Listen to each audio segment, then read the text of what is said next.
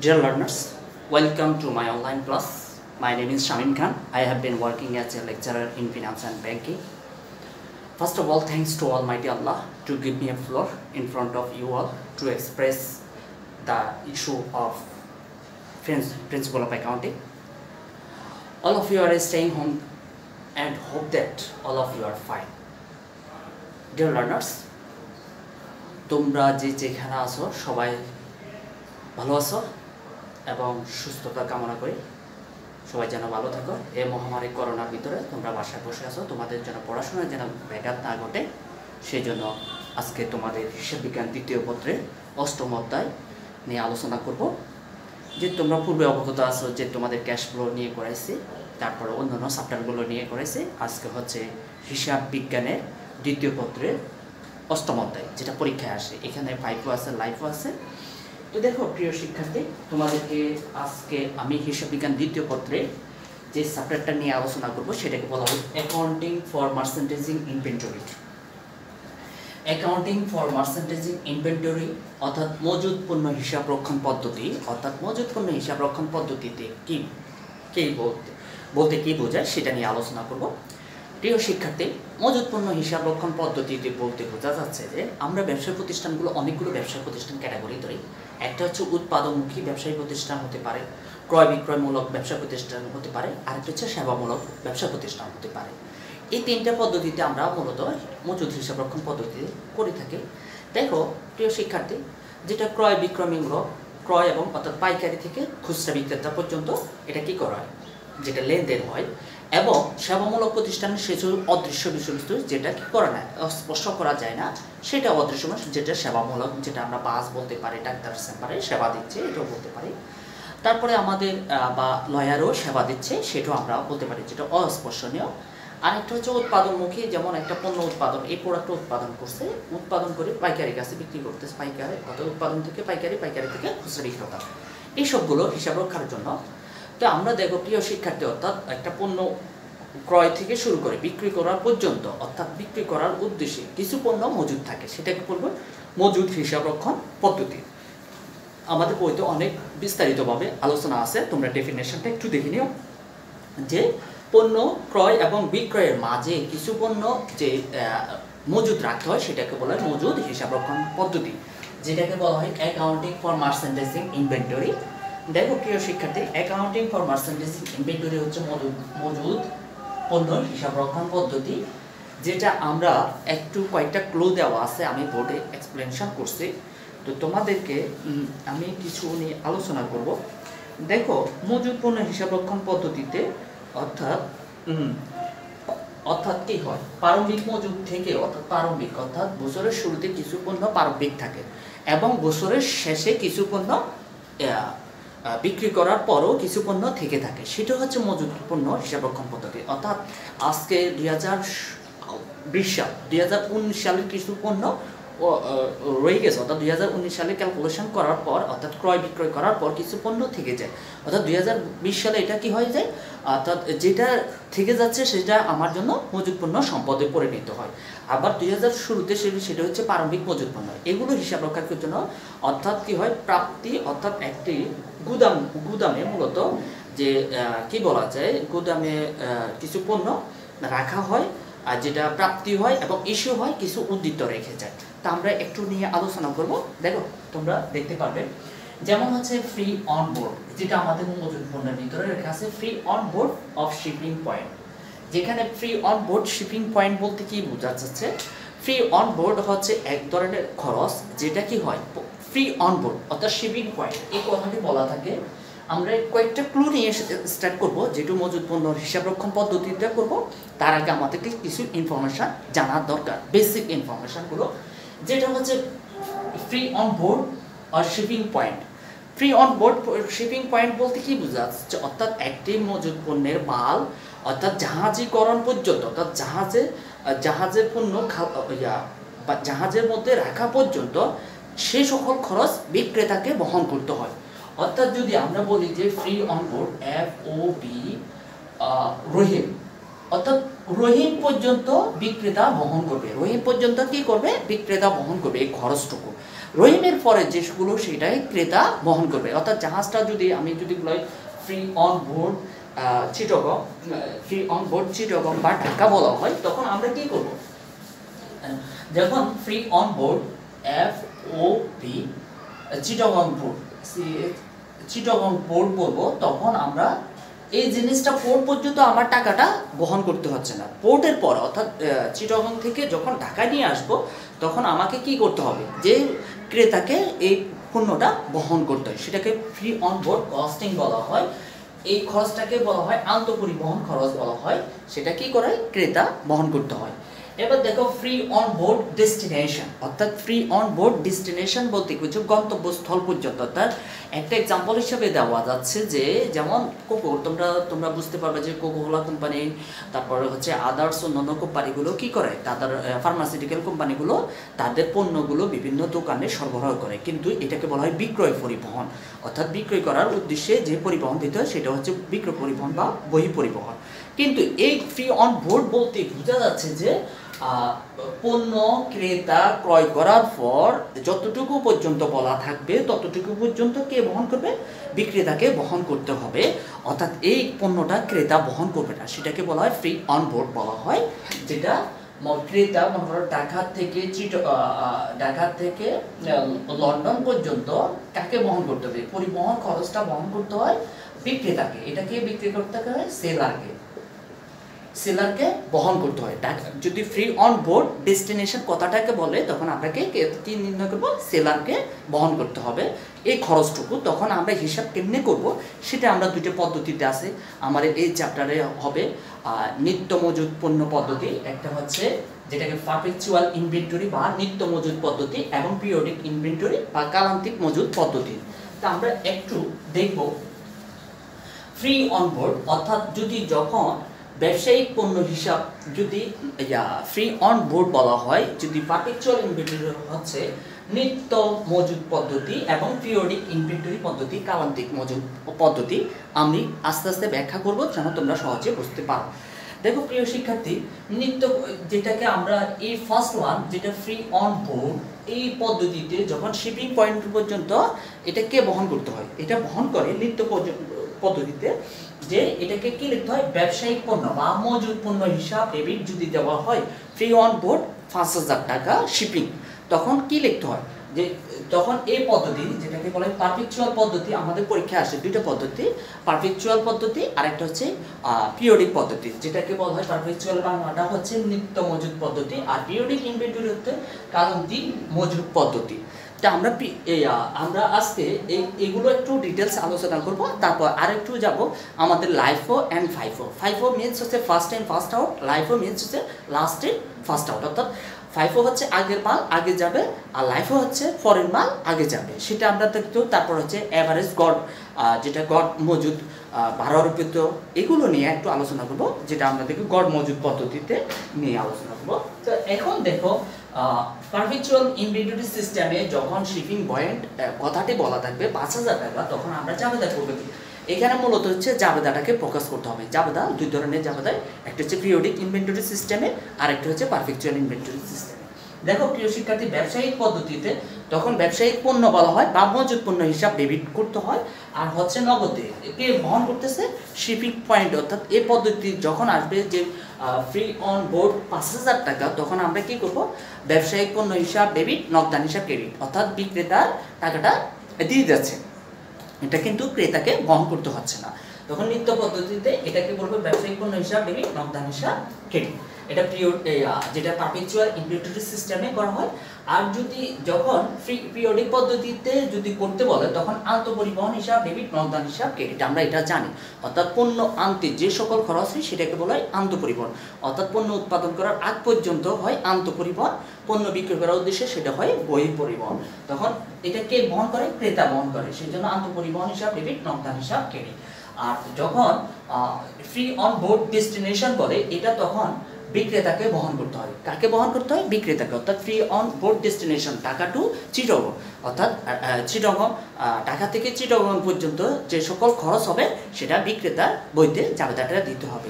যেমন আকাশ 10,000 টাকা পণ্য বিক্রি করার উদ্দেশ্যে বিক্রি করে। আকাশ একজন বিক্রেতা 5,000 টাকা পরিবহন খরচ পরিশোধ করে। আকাশ হচ্ছে কি একজন বিক্রেতা। তখন আমরা আকাশের ঘরে কি লিখবো? বহি পরিবহন খরচ হিসাব ডেবিট, নগদান হিসাব ক্রেডিট। কিন্তু এই ঘরে কোনো জাবেদা হবে না। তো প্রিয় শিক্ষার্থী, তোমরা আশা করি বুঝতে পারছো ব্যবসায়িক পণ্য বা মজুদ পণ্য বলে সেটা ডেবিট করতে হবে, নগদান হিসাবকে ক্রেডিট করতে হবে। আর বহি পরিবহন খরচ হিসাব ডেবিট, নগদান হিসাব ক্রেডিট। এবার দেখো প্রিয় শিক্ষার্থী, আমাদের পরীক্ষায় অনেকগুলো আইটেম দেওয়া থাকে, এটা আমি মুছে দিচ্ছি, যেটা আন্ত পরিবহন সেটা। আরেকটা জিনিস আছে বিন কার্ড। আমাদের আরেকটা হিসাব রক্ষণ পদ্ধতিতে বিন কার্ড বলা হয়, যেটাকে বলা হয় স্টোর কিপার। তোমরা সহজে পরীক্ষা আসা অবজেক্টিভ হিসাবে বিন কার্ডটি, বিন কার্ড হচ্ছে পণ্যের অর্থাৎ গুদামে মাল হাস কতটুকু প্রাপ্তি হয়েছে, কতটুকু ইস্যু হয়েছে, উদ্বৃত্ত আছে, সেটা আমরা বিন কার্ডের মাধ্যমে কাগজে লিখে অর্থাৎ পণ্যের উপর লিখে দেওয়াকে বলা হয় বিন কার্ড। এই হিসাব পদ্ধতিতেও রাখা যায়, সেটা আমরা আলোচনা করবো না। বিন কার্ড হচ্ছে, তোমরা এতটুকু মনে রাখবো যে পণ্য প্রাপ্তি এবং পণ্য ইস্যু এবং উদ্বৃত্ত কতটুকু আছে সেটা জানার জন্য। ইস্যু মানে হচ্ছে সেল করা, অর্থাৎ আমার পণ্যটা আসছে গুদামে কতটুকু, যাচ্ছে কতটুকু এবং উদ্বৃত্ত আছে কতটুকু সেটা জানার জন্য আমরা বিন কার্ড ইউজ করি, যেটাকে আমরা স্টোর কিপার বলা হয়। তো প্রিয় শিক্ষার্থী, আমরা বিন কার্ডও বুঝলাম। এবার দেখো 2-10-30, অর্থাৎ যদি বলা হয় এই পরীক্ষা আসলো 2-10-30, অর্থাৎ 2010 সালে, অর্থাৎ কি বলা হয়, ধারে পণ্য ক্রয় করা হলো, ধারে পণ্য বিক্রয় 5,000 টাকা, তারপর হচ্ছে কি 5,000 টাকা 2-10 নেট সত্য নেট 30। এই কথাটি তোমাদের প্রশ্নে দেওয়া থাকে, অর্থাৎ কি, অর্থাৎ ধারে পণ্য বিক্রি করছে, অর্থাৎ যদি ধারে পণ্য বিক্রি করো 2-10 নেট 30, অর্থাৎ 2-10 বলতে কি বোঝাচ্ছে, অর্থাৎ আমার এই বিক্রেতার এই টাকাটা দেনাদার আমাকে 30 দিনের ভিতরে পরিশোধ করলে সম্পূর্ণ টাকা পরিশোধ করতে হবে, অর্থাৎ সম্পূর্ণ টাকা দিতে হবে। আর যদি আমাকে 10 দিনের ভিতরে, অর্থাৎ 10 দিনের ভিতরে যদি সেই টাকাটা পরিশোধ করলে সে কত পাবে? 2% ভাড়া পাবে, অর্থাৎ 5,000 টাকার 2% যত হয় তত টাকা ছাড় পাবে যদি 10 দিনের ভিতরে পরিশোধ করতে। অর্থাৎ আজকের যে দিন, অর্থাৎ যে তারিখে বিক্রি করছে তার সাথে এই 10 দিন যোগ করি, টোটাল 11 দিনের মাথায় এই টাকাটা পরিশোধ করলে সে কি পাবে? 2% আমরা তাকে ভাড়া দেব। যেহেতু ধারে পণ্য বিক্রি করছি, সেহেতু কি করছি, টাকাটা দেনাদার কাছে যদি 10 দিনের ভিতরে পাই, সেটা আমরা কি করব? 2% তাকে ভাড়া দিব। আর যদি 10 দিনের ভিতরে পরিশোধ না করে, তাহলে সে সম্পূর্ণ টাকা দিতে হবে। তো এটা আমরা একটু দেখো এক্সাম্পল হিসাবে দেওয়া হয়েছে 2-10 নেট 30, সেটা আমাদের পরীক্ষা দেওয়া থাকে। অথবা এই দুইটা জিনিস মনে করেন, এটা হচ্ছে সত্য প্রযোজ্য, অর্থাৎ 10 দিনের ভিতরে পরিশোধ করলে সে 2% ভাড়া পাবে, আর 30 দিনের ভিতরে পরিশোধ করলে সে কোনো ভাড়া পাবে না। এটাই শর্ত। এটা আমাদের স্বল্পমেয়াদী অর্থায়নের ক্ষেত্রে হয়, এটাকে বলা হয় ব্যবসায়ী ঋণের ইয়াবিতেও বলা হয়, সেটা আমরা ফিনান্সের আলোচনা করব। তারপর হচ্ছে 2-10 EMO, অর্থাৎ একটা হচ্ছে 2 EMO আর হচ্ছে end of the month, EOM বলতে কি বুঝেছি? এন্ড অফ মান্থ বলা হয়। অর্থাৎ যদি জানুয়ারির 1 তারিখে যদি পণ্যটা বিক্রি করি, তাকে আমাকে পরিশোধ করতে, অর্থাৎ যদি আমি ফেব্রুয়ারি 2 তারিখে, অর্থাৎ ফেব্রুয়ারি 1 তারিখে পর্যন্ত আমি যদি এর ভিতরে পরিশোধ করি, 1 তারিখ পর্যন্ত পরিশোধ করি, তাহলে আমি কি পাবো? 2% ভাড়া পাবো। এর জন্য আমি কি পাবো? 2%, 1,000 টাকা 2% ভাড়া পাবো। সেটাকে বলে এন্ড অফ দ্য মান্থ, অর্থাৎ মাসের শেষে পরিশোধ করলে, অর্থাৎ 1 মাস আমাকে টাইম দিচ্ছে, অর্থাৎ 30 দিন প্লাস 1 দিন যুক্ত হয়ে 31 তারিখ, অর্থাৎ মাসের শেষের পরের দিন আমাকে টাকাটা যদি পরিশোধ করি, তাহলে আমাকে 2% ভাড়া পাবো বা দিব। এটা হচ্ছে ভাড়ার পদ্ধতি। আরেকটা হচ্ছে 2-10 EOM, অর্থাৎ 2-10, অর্থাৎ কি বলছে? এন্ড অফ দ্য মান্থের, অর্থাৎ 10 দিন পর, অর্থাৎ এখানে জানুয়ারির 1 তারিখে যদি আমি পণ্যটা বিক্রি করি, ফেব্রুয়ারির 10 তারিখ, অর্থাৎ ফেব্রুয়ারির 11 তারিখ, অর্থাৎ একদিন যেহেতু বাড়তি, ফেব্রুয়ারি 10 তারিখের মধ্যে যদি আমি টাকাটা পরিশোধ করি তাহলে আমি কি পাবো 2% বার্তা পাবো। এটা হচ্ছে শর্ত। তার মানে মাসের শেষে 10 দিন যুক্ত হবে, আর এখানে মাসের শেষে যুক্ত হবে না, শুধু 2 তারিখ। এটা তোমাদের পরীক্ষায় এগুলো একটু দেখে নিলে এটা একটু আসে। তো প্রিয় শিক্ষার্থী, আজকে আমরা মূল আলোচ্য বিষয় যাব আমাদের দুইটা পদ্ধতিতে, একটা হচ্ছে পারপেচুয়াল ইনভেন্টরি সিস্টেম এবং পিরিয়ডিক ইনভেন্টরি সিস্টেমে কিভাবে জাবেদাগুলো হয় সেটা আমরা দেখব। দেখো প্রিয় শিক্ষার্থী, আমি আজকে আলোচনা করব মূলত পিরিয়ডিক ইনভেন্টরি সিস্টেম, তারপর শিখাবো পারপেচুয়াল ইনভেন্টরি সিস্টেম, তারপর হচ্ছে পাইফো লাইফো। অর্থাৎ ফাইফো মিন্স হচ্ছে first in first out, FIFO, এটা হবে first in first out, first in first out. আমরা এটা একটা एग्जांपल ধরেই বুঝতে পারি, যেমন ডাক্তার চেম্বারে আমরা আগে যদি সিরিয়াল দিই তাহলে আগেই বের হয়ে যাবে, তেমনি গুদামে যদি মাল আসে, মাল আসার পর আগেই গুদামেরটা মাল সেল হয়ে যাবে, সেই জন্য এটাকে ফার্স্ট ইন ফার্স্ট আউট, অর্থাৎ আগের মাল আগে যাবে।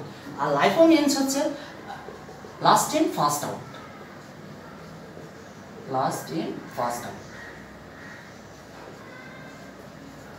Last in first out means হচ্ছে লাইফ, যেটা পরের মাল আগে যাবে। তারপর হচ্ছে এভারেজ মেথড, যেটা গড় পদ্ধতি, বার যুক্ত গড় পদ্ধতি, সেটা আমাদের তিনটা নিয়মে করাবো। পরীক্ষায় কিন্তু ফাইফো এবং লাইফো আসে, তারপর আসে যেটা পিরিয়ডিক ইনভেন্টরি সিস্টেম এবং পারপেচুয়াল ইনভেন্টরি সিস্টেমে জাবেদা তৈরি করো। তো প্রিয় শিক্ষার্থী, আমরা জাবেদাগুলো একটু দেখি। তোমাদের জাবেদাগুলো আমি পূর্বে আলোচনা করছিলাম যে জাবেদাগুলো তোমাদের যদি ক্লিয়ার থাকে তোমরা হিসাব বিজ্ঞানটা ভালো মতে করতে পারবে, যেহেতু হিসাব বিজ্ঞান দ্বিতীয় পত্রে এটা জাবেদা দেওয়া আছে, যেটা পিরিয়ডিক ইনভেন্টরি সিস্টেম। একটা জিনিস মনে রাখবা, যদি বলা হয় দ্বারে পণ্য মাল ক্রয় করা হলে, এটা নর্মালি আমরা জানি ক্রয় হিসাব ডেবিট, প্রদেয় হিসাব ক্রেডিট। তখন আমরা এই পিরিয়ডিক ইনভেন্টরি সিস্টেমে সেম ভাবে হবে, কোনোভাবে চেঞ্জ হবে না। যেমন দ্বারে মাল ক্রয় করা হলো 5000 টাকা, তাহলে জাবেদা কি হবে? ক্রয় হিসাব ডেবিট, প্রদেয় হিসাব ক্রেডিট। আমি একটা एग्जांपल দিয়ে লিখে রাখছি, কারণ টাইম কনজিউম করার জন্য, যেহেতু তোমাদের আরো জন্য ভালো মতে বোঝানোর জন্য। তো আমরা ক্রয় হিসাব ডেবিট লিখবো আর প্রদেয় হিসাব ক্রেডিট করব। কারণটা কি? যেমন 5000 টাকার মাল ধারে ক্রয় করা হলো, 5000 টাকার মাল ক্রয়, ধারে 5000 টাকার মাল ক্রয় করা হলো, তাহলে এটা জাবেদাটা কি হবে? তখন আমাকে যদি বলা হয় আমাদের একটা জাবেদার নমুনা দেওয়া থাকবে, অর্থাৎ অনেকগুলো তারিখ দেওয়া থাকবে, বলবে যে পিরিয়ডিক সিস্টেমে জার্নাল করো, তখন আমরা এইভাবে করবো। ধারে 5000 টাকা মাল ক্রয়, ধারে ক্রয় করলে কি হবে? ক্রয় হিসাব ডেবিট আর প্রদেয় হিসাব ক্রেডিট। এটা আমরা একটা জাবেদা শিখলাম। আর যদি বলা হয় নগদে মাল ক্রয়, ধারের পরিবর্তে যদি নগদে মাল ক্রয় করা হলো, তখন আমরা জাবেদাটা কি করব? ক্রয় হিসাব ডেবিট, নগদান হিসাব ক্রেডিট। এই হচ্ছে মূলত পিরিয়ডিক সিস্টেম। তাহলে আমরা কয়টা জাবেদা শিখলাম? একটা জাবেদা শিখলাম, ধারে মাল ক্রয় করলে ক্রয় হিসাব ডেবিট, প্রদেয় হিসাব ক্রেডিট। আর যদি বলা হয় নগদে মাল ক্রয় করে ক্রয় হিসাব ডেবিট, নগদান হিসাব ক্রেডিট, এটা জেনারেল জাবেদার মতন হচ্ছে। তারপরে দেখো, যদি মাল ক্রয়ের, অর্থাৎ যদি ক্রয়কৃত মাল, অর্থাৎ আমি ক্রয় করছি, সেটা মাল ফেরত দিচ্ছি, ফেরত দিলে কি হয়? ক্রয় ফেরত আমরা জানি কি ক্রয়ের সাথে কার সম্পর্ক? পাওনাদারের সম্পর্ক বা প্রদেয় হিসাবের সম্পর্ক। আমি পূর্বে জাবেদাগুলো নিয়ে একটু করতেছি, তোমরা যেন বুঝতে পারো। তাহলে আমি জাবেদাগুলো ক্লিয়ার করে দিতেছি, তোমরা একটু ভিডিওগুলো দেখতে বুঝতে পারবা। তো বলছে যদি ফেরত দেওয়া হয়, কার কাছে ফেরত গেছে? প্রদেয় হিসাবের কাছে, অর্থাৎ একজন পাওনাদার কাছে। অর্থাৎ আমরা মালটা নিলাম, মালটা ক্রয় করে আনলাম, এটা কি দিচ্ছি? ফেরত দিচ্ছি। তাহলে কি হবে? প্রদেয় হিসাব ডেবিট, অর্থাৎ যার মাল তাকে দিয়ে যাচ্ছে। তাহলে আমরা তো ডেবিট ক্রেডিটের সূত্রটা জানি, এটা আমাদের যেটা ইন্টার ফার্স্ট ইয়ারে করানো হয়, ক্লাস 9 থেকে 10 পর্যন্ত করানো হয়, এবং অনার্স লেভেলে এই চ্যাপ্টারটা আছে, যেটাকে বলা হয় accounting for merchandising inventory, honour principle of অ্যাকাউন্টিংয়ে আছে। আমরা এগুলো আমি অনার্স লেভেলটা পরে করাবো। অনার্স লেভেলে আমার ফার্স্ট ওয়ান হচ্ছে ইন্টার ফার্স্ট ইয়ার, সেকেন্ড ইয়ারের অ্যাকাউন্টিং আমি ফিনান্স নিয়ে আলোচনা করবো। তারপর অনার্সের degree first year, second year, third year, তারপর হচ্ছে honours first year, second year, third year, fourth year নিয়ে আমি ফিনান্স পড়াবো, অ্যাকাউন্টিং পড়াবো। তোমরা পর্যায়ক্রমে এগুলো দেখো, তাহলে তোমরা সহজে বুঝতে পারবা। তো দেখো, যদি আমরা পণ্য ফেরত দিই, তাহলে পণ্যটা চলে যাচ্ছে কার কাছে? পাওনাদার কাছে, অর্থাৎ আমার মালটা দিয়ে দিচ্ছে। তাহলে পাওনাদার কি হবে? যে গ্রহণ করতেছে প্রদেয় হিসাব ডেবিট, ক্রয় ফেরত হিসাব ক্রেডিট। তাহলে আমরা তিনটা জাবেদা শেষ করছি। এবার দেখো, যদি বলা হয় ধারে মালকৃত অর্থাৎ কি ধারে যেহেতু মাল ক্রয় করছে সে টাকাটা পরিশোধ করছে, অর্থাৎ যদি 10 দিনের ভিতরে আমি একটা বলছিলাম যে ধারে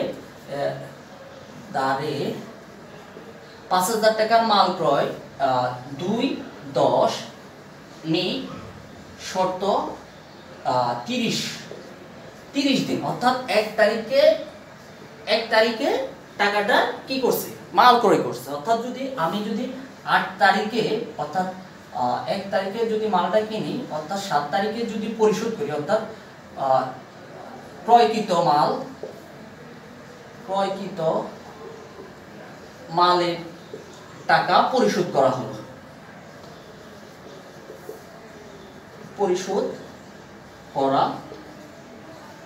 হলো, অর্থাৎ যদি জাবেদাটা বলো এটা তো আমরা ক্রয় করছিলাম যেজন্য ক্রয় হিসাব ডেবিট, প্রদেয় হিসাব ক্রেডিট। এখন হচ্ছে 7 তারিখ, দেখো তো প্রিয় শিক্ষার্থী এটা 2-10 না, যেহেতু 2-10 অর্থাৎ কি টাকাটা কিনছি কত 1 তারিখে, এখন পরিশোধ করতেছি কয় তারিখে 7 তারিখে, তার মানে আমি 2% বাট্টা পাবো, 5,000 টাকার উপর 2% বাট্টা পাবো। তখন সে জাবেদাটা কেমনে করতে হয়, তখন করতে হবে প্রদেয় হিসাব, যেহেতু পাওনাদারকে টাকা দিচ্ছি, পাওনাদার আগে কি ছিল ক্রেডিট ছিল, এখন কি করতে হবে টাকা যেহেতু আমার পাওনাদার হ্রাস পাচ্ছে সেহেতু প্রদেয় হিসাবকে কি করতে হবে ডেবিট করতে হবে। সেই জন্য আমরা জাবেদাটা কি করব, এই জাবেদাটা লিখবো প্রদেয় হিসাব ডেবিট, নগদান হিসাব ক্রেডিট। নগদান হিসাব ক্রেডিট কত 5,000 টাকা, যত প্রদেয় হিসাব ডেবিট 5,000 টাকা, আমরা 5,000 টাকা লিখবো। আর হচ্ছে নগদান হিসাব ক্রেডিট আমাদের 2% বাট্টা বাদ দেওয়ার পর যেটা হয় মনে করো যেটা হয় সেটা করব। তারপর ক্রয় বাট্টা হিসাব ক্রেডিট, যেহেতু আমরা ক্রয়কৃত মাল বাট্টা দিচ্ছি অর্থাৎ বাট্টা পাচ্ছি সেই জন্য এটাকে ক্রেডিট করতে হবে। অর্থাৎ আগে আমরা কি করতাম নগদ বাট্টা কারবারি বাট্টা আসতো না, কারবারি বাট্টা কখনো আসে না, অর্থাৎ এটা হচ্ছে নগদ বাট্টা, এটা প্রদত্ত বাট্টা হতে পারে প্রাপ্ত বাট্টা হতে পারে, কিন্তু পিরিয়ডিক সিস্টেমে তখন নগদ বাট্টার পরিবর্তে আমরা কি লিখবো ক্রয় বাট্টা হিসাব লিখবো। ঠিক আছে, তো দেখো এখন আমরা প্রদেয় হিসাব ডেবিট লিখছি 5,000 টাকা, নগদান হিসাব ক্রেডিট যেটা 2% বাট্টা বাদ দেওয়ার পর যে টাকাটা দিচ্ছি সেই টাকাটা আমাদের থেকে যাচ্ছে সেহেতু ক্রেডিট হচ্ছে, আর 2% আমরা যেহেতু বাট্টা পারতেছি আমরা কি হবে ক্রেডিট হবে। তো তাহলে এটাও শেষ হলো প্রিয় শিক্ষার্থী, তাহলে আমাদের এই কয়টা শেষ হলো 4টা। এবার দেখো আন্তঃপরিবহন ক্রয় করার পর আমরা কি করি যে ভাড়া দিতে হয়, যেমন আমি যদি অস্ট্রেলিয়া থেকে কোনো পণ্য ক্রয় করি, অস্ট্রেলিয়া থেকে পণ্য ক্রয় করি জাহাজে করি, যদি আমি চিটং বোর্ড দিয়ে নিয়ে আসি, আসার পর আমার চিটং থেকে ঢাকা পর্যন্ত যেটা আমাকে পরিবহন ভাড়া দিতে হয়, কে দিতে হয় মাল আমাকে র মেটেরিয়ালস, অর্থাৎ আমি পণ্য এই মালটা উৎপাদন করার জন্য আমাকে র মেটেরিয়ালস অস্ট্রেলিয়া থেকে নিয়ে আসলাম বা চায়না থেকে নিয়ে আসলাম, যেই জন্য র মেটেরিয়ালসগুলো নিয়ে আসার জন্য যে ভাড়া দিতে হয় সেটাকে বলা হয় ক্রয় পরিবহন। ক্রয় পরিবহন ভাড়া পরিশোধ করতে হয় কে ক্রেতাকে পরিশোধ করতে হয়, তখন ক্রেতা এটা আমরা নর্মাল জাবেদা করবো ক্রয় আন্তঃপরিবহন বা ক্রয় পরিবহন হিসাব ডেবিট, নগদান হিসাব ক্রেডিট। ঠিক আছে, তারপর হচ্ছে এবার আমরা ক্রয় সংক্রান্ত জাবেদাগুলো শিখলাম, একটা বাকিতে ক্রয় শিখলাম, নগদে ক্রয় শিখলাম, ক্রয়ের টাকা ক্রয়কৃত মালের ফেরত আসলে সেটা জাবেদা শিখলাম, যদি টাকাটা পরিশোধ করে সেটা জাবেদা শিখলাম, আন্তঃপরিবহনের টাকাটা শিখলাম। এবার আসো আমাদের যদি প্রাপ্য হিসাবে, এবার যেহেতু আমরা ক্রয় করছি এবার বিক্রি করব, বিক্রয় যদি দাঁড়ে বিক্রি করি সেটা করে কি হবে দাঁড়ে বিক্রি করলে একটা জিনিস মনে করবে ক্রয় ডেবিট হয়, কিন্তু ক্রয় সবসময় ডেবিট হয়, আর যদি বিক্রয় কি হবে ক্রেডিট হবে, উল্টোটা করে দিতে হবে, বিক্রি করলে টাকা আমাদের পণ্য চলবে, তখন আমরা কি লিখবো প্রাপ্য হিসাব ডেবিট, বিক্রয় হিসাব ক্রেডিট। যেহেতু ধারে মাল বিক্রি করা হলো তাহলে কি লিখবো প্রাপ্য হিসাব ডেবিট, বিক্রয় হিসাব ক্রেডিট। এখন যদি নগদে মাল বিক্রি করি তাহলে নগদান হিসাব ডেবিট, বিক্রয় হিসাব ক্রেডিট, যেটা আমরা যেহেতু টাকা একদিকে টাকা আছে আর দিকে পণ্য যাচ্ছে। এখন বিক্রয় ফেরত, অর্থাৎ বিক্রি করার পর মালগুলো আমার কাছে ফেরত আসছে, অর্থাৎ এই প্রোডাক্টটা বিক্রি করছে সেটা মালটা ফেরত আসছে, তখন আমাদের কি লিখতে হবে যেহেতু আসছে সেজন্য বিক্রয় ফেরত বা ভাতা হিসাব। ভাতা বলতে কি বোঝাচ্ছে, ভাতা বলতে অর্থাৎ চালানকারী যে শর্তটুকু দেওয়া থাকে সেটাই ভাতা, এটা তোমরা আরো ক্লিয়ার বুঝতে পারবা, বলতে বিস্তারিত দেওয়া আছে। তখন আমাদের বিক্রয় ফেরত হিসাব ডেবিট, আর চালানের কিছু শর্ত থাকে যে কিছু যেমন চালান করে ফেললাম তারপর কিছু ভাতা দিতে হয় খরচ হয়, সেটা আমরা কি দেখবো বিক্রয় ফেরত হিসাব ডেবিট। আবার প্রাপ্য হিসাব সে তো কমে যাচ্ছে, প্রাপ্য হিসাব আগে দেনাদার ছিল সেটা সম্পদ হতো, এখন কমে যাচ্ছে সেজন্য প্রাপ্য হিসাবকে ক্রেডিট করতে হবে যেহেতু বিক্রিত মাল ফেরত আসছে। তারপরে তো এটা হচ্ছে যদি আমি বিক্রয়কৃত মাল অর্থাৎ একবার ধারের মাল ক্রয় করা হলো, এখন যদি ধারের মাল বিক্রি করা হলো তখন এই টাকাটা বলছে 2-10 নিট 30, আগেরটা বুঝাইছি, এখন আরেকটা বলছি দাঁড়ে 5,000 টাকা মাল বিক্রি করলো 2-10 নিট 30, অর্থাৎ কি 30 দিনের ভিতরে পরিশোধ করতে হবে। কিন্তু 5,000 টাকা 2-10 অর্থাৎ কি 10 দিনের ভিতরে পরিশোধ করলে সে কি পাবে 2% বাট্টা পাবে। তো আমাদের এটা জাবেদা হচ্ছে নগদান হিসাব ডেবিট কত টাকা, আমাদের নগদান হিসাব ডেবিট হচ্ছে 2% বাট্টা দেওয়ার পর যেটা হয়, মনে করো সাপোজ 4800 টাকা। তো আর হচ্ছে যেহেতু আমরা বিক্রয় বাট্টা দিচ্ছি, তাহলে কি লিখবো বিক্রয় বাট্টা হিসাব ডেবিট 200 টাকা ধরলাম, তোমরা ক্যালকুলেশন করে নিতে পারো। প্রাপ্য হিসাব ক্রেডিট 5,000 টাকা। এই হচ্ছে আমাদের নরমাল জাবেদা। এটাকে বলা হয় পিরিয়ডিক ইনভেন্টরি সিস্টেম, যেটাকে বলা হয় পিরিয়ডিক ইনভেন্টরি সিস্টেম, যেটার বাংলা অর্থ হচ্ছে জাবেদা কালান্তিক মজুদ পদ্ধতি, হিসাব রক্ষণ পদ্ধতি।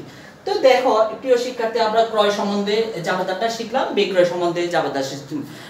পার্থক্য হচ্ছে জেনারেল জাবেদার ওইখানে ক্রয় পরিবহন সবকিছু ঠিক আছে, বাট যখন টাকা পরিশোধ করতে তখন আমরা এখানে ক্রয় বার্তার পরিবর্তে আমরা লিখতাম কি প্রাপ্ত বার্তা হিসাব ক্রেডিট। আর এখানে যেহেতু বার্তা দিচ্ছি তাহলে প্রদত্ত বার্তা হিসাব ডেবিট লিখতাম। কিন্তু এখন এখানে পিরিয়ডিক সিস্টেমের পার্থক্য হচ্ছে এখানে বিক্রয় বার্তা লিখবো, আর এখানে আরগুলো সবগুলো সেম নিয়মে পিরিয়ডিক সিস্টেম। এটাই জাবেদা। এই পরীক্ষায় এগুলো আসে, এটা তোমাদের বিশেষ করে আসতে পারে নাও আসতে পারে, কিন্তু আসে। এটা বিশেষ করে আজকে আমি আলোচনা করব, একটা উদাহরণ নিয়ে আলোচনা করবো। তোমরা এতটুকু বুঝতে পারছো, আর এটা নিয়ে আলোচনা করবো না, আমরা নেক্সট ক্লাসে আলোচনা করবো পারপেচুয়াল ইনভেন্টরি সিস্টেম, সেটা করলে বুঝতে পারবা।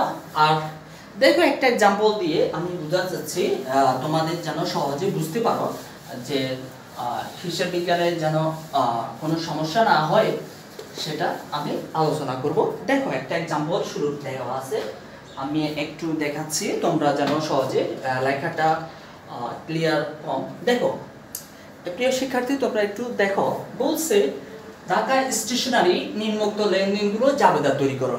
একটা প্রতিষ্ঠানের নাম বলেছে ঢাকা স্টেশনারি, নিম্নোক্ত লেনদেনগুলো জাবেদা তৈরি করো। কালান্তিক মজুদ পদ্ধতিতে কি করো জাবেদা তৈরি করতে বলছে। কালান্তিক বলতে কি বুঝছে, যেটাকে বলা হয় পিরিয়ডিক ইনভেন্টরি সিস্টেম, যেটার বাংলা অর্থ হচ্ছে কালান্তিক মজুদ পণ্য।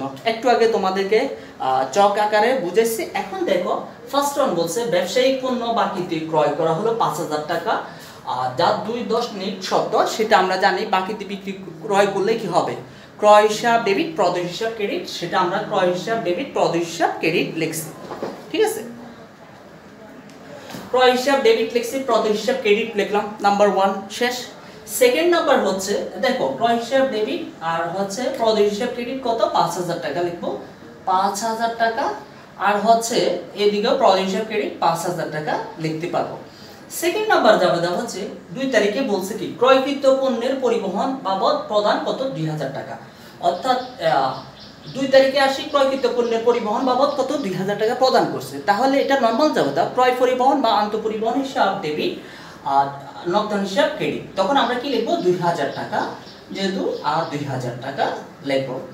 তারপর সেকেন্ড নাম্বার হচ্ছে 7 তারিখে আসি বলতেছে ব্যবসায়িক পণ্য ফেরত দেওয়া হয়েছে 5,000 টাকা, অর্থাৎ ক্রয় করছি যেটা 5,000 টাকার, সেটা আমরা 5,000 টাকা না রেখে 500 টাকার পণ্য ফেরত দেওয়া হয়েছে। তাহলে কি হবে জাবেদাটা, যদি ফেরত দিই তাহলে কি লিখবো ক্রয় ফেরত, আমরা জানি ক্রয় ফেরত ক্রেডিট হয়।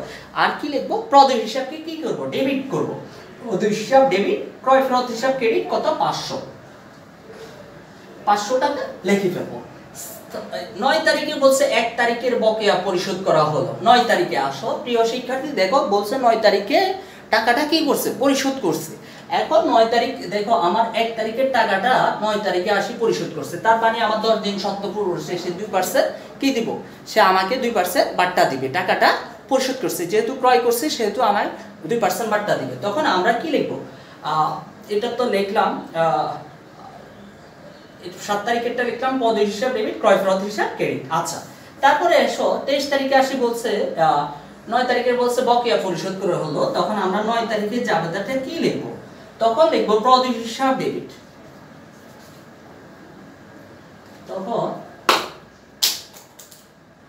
তখন লিখবো আমরা কি লিখবো প্রদেয় হিসাব ডেবিট কত টাকা, প্রদেয় হিসাব ডেবিট যেহেতু সম্পূর্ণ টাকা 1 তারিখে, অর্থাৎ 500 টাকা বাদ দেওয়ার পর আর থাকে কত 4,500 টাকা, 4,500 টাকা আমরা ডেবিট লিখবো। তারপরে বলছে তারপরে কি লিখবো নগদান হিসাব ক্রেডিট, নগদান হিসাব ক্রেডিট লিখবো কত, যেহেতু আমি 2% বাট্টা পাইছি 4500 টাকা 2% যত হয়, আমরা একটু 4500 ইনটু 2%, তাহলে 100, এটা 45 দুগুণ কত 90 টাকা আমরা বাট্টা পাইছি। তার মানে হচ্ছে আমাকে পরিশোধ করতে হচ্ছে কত 4410 টাকা, 4410 টাকা। আর হচ্ছে এটা লিখবো কি ক্রয় বাট্টা হিসাব ক্রেডিট 90 টাকা, তাহলে আমার 5000 টাকা হয়ে যাচ্ছে। তার মানে এটাও শেষ, একটা জাবেদা শেষ, দুইটা, তিনটা, চারটা জাবেদা শেষ। এবার বলছে 23 তারিখে ব্যবসায়ী পণ্য বিক্রয় 7000 টাকা সত্য 2-15, অর্থাৎ 15 দিন মেয়াদ দিচ্ছে, অর্থাৎ 15 দিনের ভিতরে যদি পরিশোধ করি তাহলে আমি কি পাবো 2% বাট্টা পাবো, বাট্টা দিব। বিক্রেতা বাট্টা প্রদান করে, ক্রেতা কি হয় বাট্টা পায়। তাহলে ব্যবসায়ী পণ্য বিক্রি করা হলো, তাহলে জাবেদাটা কি হবে আমরা দেখব। এগুলো মুছে দিই তোমরা যেন সহজে বুঝতে পারো। তো তখন আমরা কি লিখবো, যেহেতু ব্যবসায়িক পণ্য বিক্রি করেছে, নগদে বা বাকিতে কিছু বলে নাই, যেহেতু এটা শর্ত দিয়েছে তো অবশ্যই বাকিতে তুলতে হবে। তাহলে কি লিখবো, প্রাপ্য হিসাব ডেবিট কত 7000 টাকা, তারপরে কি লিখবো বিক্রয় হিসাব ক্রেডিট, আমরা এটা নরমাল চাপটা বিক্রয় হিসাব ক্রেডিট 7000 টাকা। তোমরা সুন্দর মতো লিখে, এটা ডেবিট ক্রেডিট দেখার দরকার নাই, তোমরা এগুলো লিখতে পারো। তারপরে বলছে বিক্রয় ফেরত 7000 টাকা, এখন এটা কত 70000 টাকা, যেহেতু বিক্রি করছে 70000 টাকা, বলছে বিক্রয় ফেরত 7000 টাকা। তাহলে আমরা বিক্রয় ফেরত করলে কি হয়, বিক্রি করছিলাম সেটা ফেরত আসছে, তাহলে বিক্রয় ফেরত আমরা তো জানি বিক্রয় যদি ডেবিট ক্রেডিট হয়, বিক্রয় ফেরত কি হবে ডেবিট হবে। বিক্রয় ফেরত হিসাব ডেবিট, কে দিচ্ছে প্রাপ্য হিসাব তো দিচ্ছে, প্রাপ্য হিসাব ক্রেডিট। অর্থাৎ প্রাপ্য হিসাবকে আমরা প্রাপ্য হিসাবও বলতে পারি, দেনাদারও বলতে পারি। এবার আসো বলছে 30 তারিখে, বলছে 23 তারিখের প্রাপ্য হিসাবের টাকা পাওয়া গেল কত টাকা, 23 তারিখে প্রাপ্য হিসাবের টাকা পাওয়া গেছে 23 তারিখে, অর্থাৎ আমি বিক্রি করছি কত 23 তারিখে বিক্রি করছি, সে টাকাটা 30 তারিখে আসে পাওয়া গেছে, তার মানে 15 দিনের ভিতরে টাকাটা পাইছি। তখন এটা জাবেদা কি হবে, তখন এটা জাবেদা হবে যেটা, যেহেতু টাকাটা আমরা পাইছি তাহলে নগদান হিসাব ডেবিট, নগদান হিসাব ডেবিট কত, যেহেতু এইখান থেকে 17 যে বিক্রয় ফেরত 7000 টাকা, সেটা আমরা তাহলে 63000 টাকা, যদি আমাদের যদি এখানে 26 বলছে যদি 23 তারিখে বিক্রয় ফেরত 7000 টাকা, তাহলে সেটা আমরা 63000 টাকা লিখবো। নগদান হিসাব কত 63000 টাকা 2% যেটা হয় 63000 ইনটু 2%, তাহলে কত হয় 3 দুগুণা 6, 6 দুগুণা 12, 126 টাকা হচ্ছে আমরা বাট্টা পাইছি। তাহলে 63000 থেকে 126 টাকা বাদ দিলে যেটা হয় সেটা লিখবো। তারপরে লিখবো কি যেহেতু নগদান হিসাব ডেবিট, বাট্টা হিসাব এটাকে কি বলবো বিক্রয় বাট্টা, ক্রয় বাট্টা কি হয় ক্রেডিট হয়, ক্রয় যদি ডেবিট হয় ক্রয় বাট্টা কি হবে বিক্রয় বাট্টা হিসাব ডেবিট, প্রাপ্য হিসাব ক্রেডিট। তাহলে প্রাপ্য হিসাব কত হবে 63126, আর হচ্ছে এখানে হবে ৬২,০০০